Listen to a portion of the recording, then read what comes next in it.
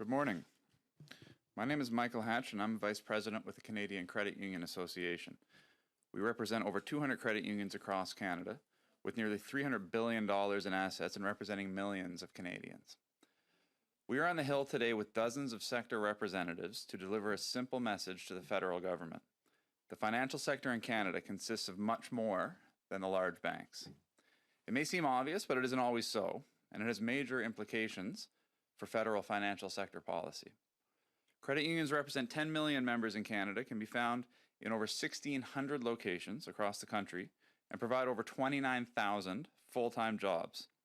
However, we are often overlooked by federal legislators when making key federal regulations and designing policies for the financial sector. Key recent examples of this were the early COVID CEBA business loan program, which was initially offered only through the large banks, and so represented a near existential threat to our sector. Also in February, when emergency orders were issued to deal with the protests and occupations, banks knew days before we did that the financial components would be part of the emergency orders aimed at convoy leaders. These are just a couple of high-profile examples of policy-driven concentration in financial services in Canada. If we are to diversify our banking sector and give consumers meaningful choice in the marketplace, we need a federal government that takes into account all players, not just the big six banks, when it is designing and implementing policy through and for the financial sector.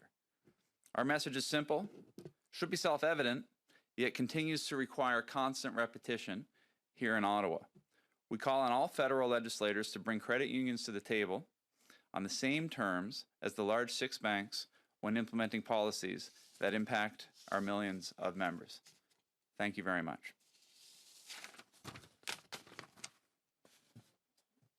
This concludes the press conference.